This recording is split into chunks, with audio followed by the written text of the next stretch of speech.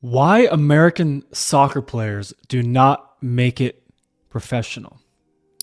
Now, don't get me wrong. I know there are players that play for the U.S. national team that are professional players, Pulisic, etc. in Europe. All fine players.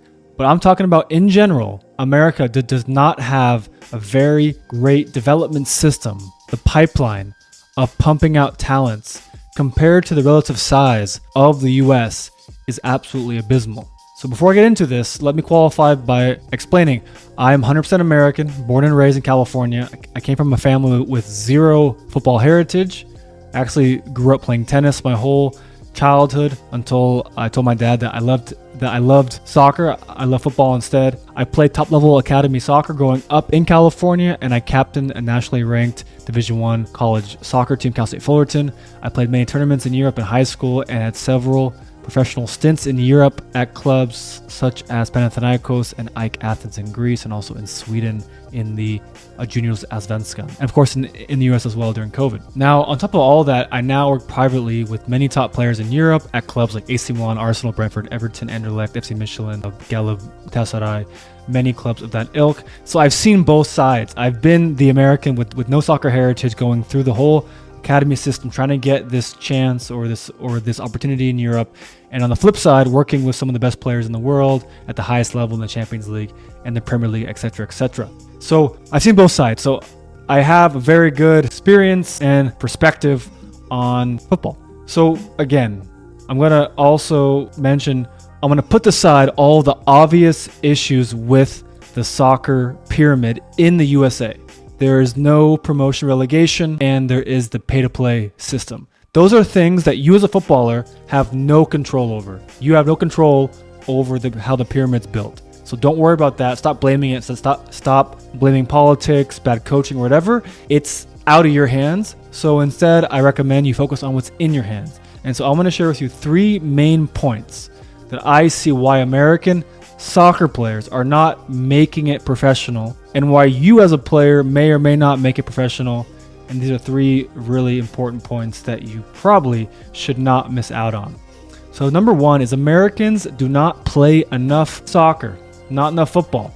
And yes, we do cone drills. We have shooting practice with the trainer down the street, and then we do some team training a few nights a week. I get it. But please have a look around the world and see how literally all top footballers in Europe and South America and Africa are developed in free, unstructured movement. On the court, they're playing in a free, unstructured environment with very little tactics.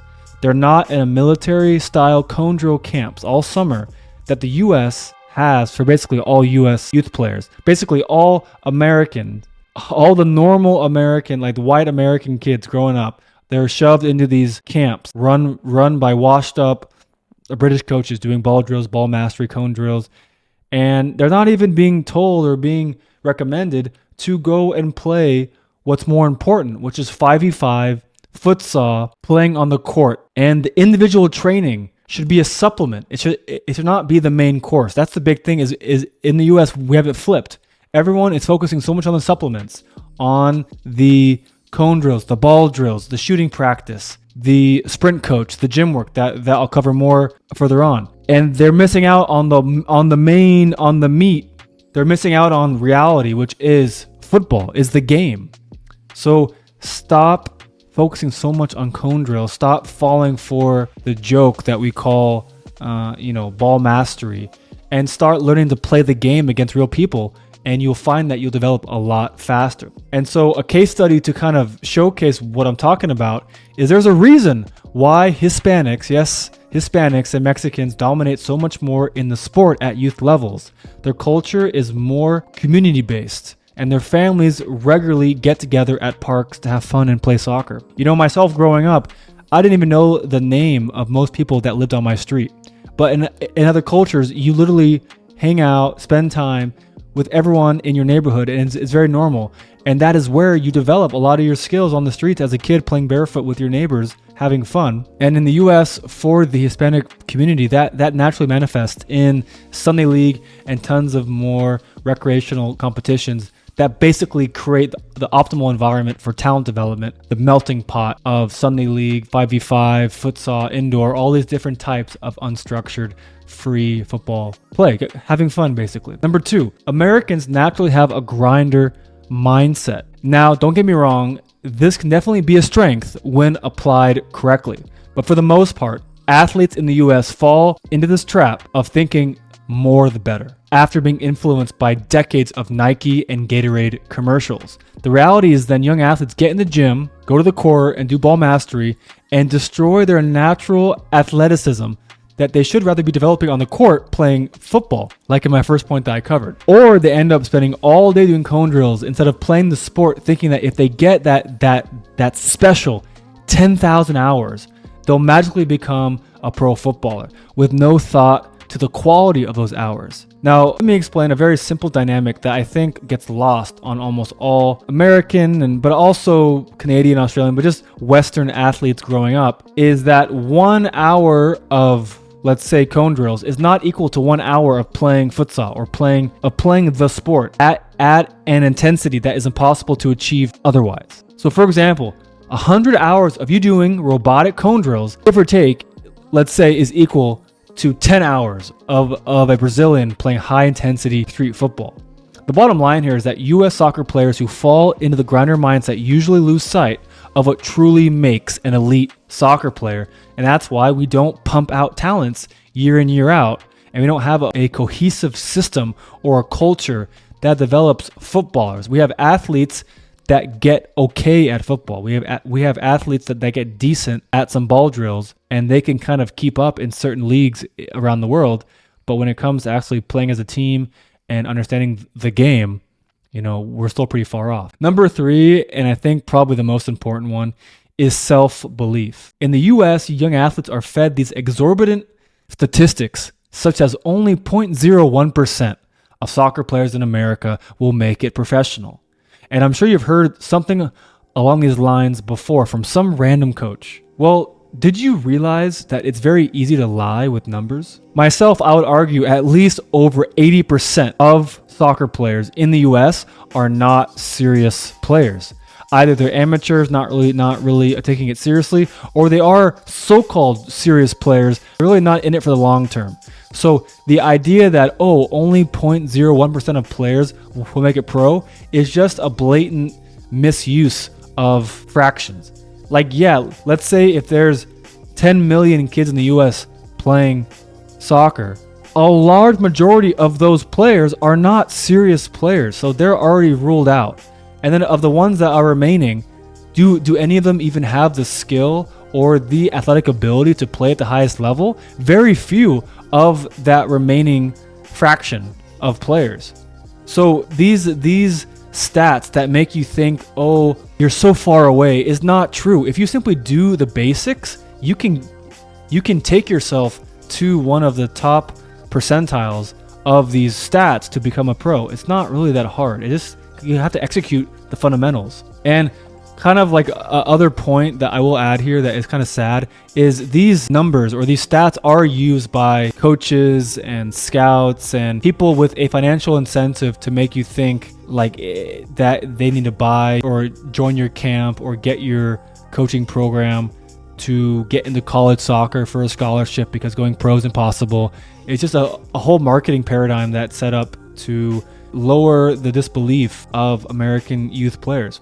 So, and then on top of that, like I think the funniest point that I saw firsthand a lot growing up in high-level academy football in the US is that the small percentage of players that actually do have the skill and talent to play at the highest level, at least half of them will sabotage their talent with poor decisions off the pitch or let their attitude on the pitch be their downfall, which I saw constantly. Just lazy, stupid, inept, low intelligence people that just can't think and can't do math, and they'll fail half their classes in high school, so they have to go to some JC, and it's just they eliminate themselves from the process. So these numbers are super unrealistic and not in perspective. On top of all that, in places like Brazil or France, young players have a direct role model such as a Neymar or Mbappe that literally came from the same neighborhoods and gives them this direct inspiration. The path is no longer a mystery, and these young players, they'll have what I call infinite inspiration, because they can directly see a line of sight to the goals that they want. In America, it's so confusing. There's many different leagues. There's many different types of coaches, academies, clubs, MLS, college, D1, D2, D3, NAIA, JC. It's just confusing in itself.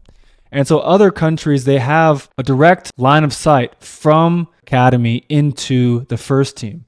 And so when that path isn't a mystery, it's a lot easier for players to believe in themselves and to allow that belief to manifest into action that will take them to that point. On top of that, in the US, local professional players are barely making a livable salary, or they're just a retired veteran from Europe with no connection to the city. Now, of course, things in the US are developing with the MLS and the USL, but of course, there's such a long way to go, and we'll see if soccer in the US is able to break away from the monopoly of not having promotion and relegation. There's many things to fix in the US soccer system, but you as a player can only focus on what you have control of. So that's why I built Football Entangled, so you can use Football Entangled to get good enough to dominate on your current team, so eventually you can move to a better team, and so on and so forth. I'm really getting sick of how many players message me, "Hey Taylor, can you help me get a trial in Europe?" Well, mate, if you were good enough, you would have a trial in Europe. You wouldn't need some backdoor random guy, sleazeball, scammer agent trying to get you to pay him $5K for a trial at a third, fourth tier, Italian or Spanish team or something of that ilk. It's just really embarrassing. Stop running away from the thing you got to fix, which is your talent, and focus on the meat. Like, focus on the reality that you're facing. Because if you on your current team in Virginia or Texas or Florida or wherever, if you're not like dominating, then why do you even think you're good enough to do anything on a trial anywhere in Europe? So once you get good enough, if you have the chance to go to Europe, then do it. If you have the chance, do it. But just understand that you being good is what matters. It doesn't matter what kind of agent you have if you're not good enough. If you have the best agent in the world and he puts you on trial for Arsenal and Chelsea and Man City, will it really matter if you still kind of suck? You have to have all of your ducks in a row, the 5 talent pillars, to excel at that level, so that there's even a point of you hopping on a plane and going there. So that's my video on why US soccer is not developing top level players. I think the US has so much to work on, as I've covered. Most of you guys none of that is in your control or your jurisdiction in the time left that you have to go pro. If you're 16, you literally have max 4 years to actually have a serious professional career. So stop waiting for other things to fix themselves and start fixing yourself, and use Football Entangled to become that guy that coaches and scouts are trying to get your phone number, trying to get you out on trial, trying to get you to come to them. And think about the dynamic of your life. If you are a non-professional player, I can help you in my program called Total Footballer, where we take you through the 5 pillars of talent and turn you into an elite footballer. If you are a current professional footballer, I work with guys at the highest level in person and online, fixing their injuries and optimizing their performance so they can have world-class careers on and off the pitch. I'm Taylor, the founder of Football Entangled. Hope you enjoyed this video. I'll see you guys very soon. Comment down below any thoughts you have on the US system and any questions or comments you have about videos in the future that I can make. Hope all is well. Cheers.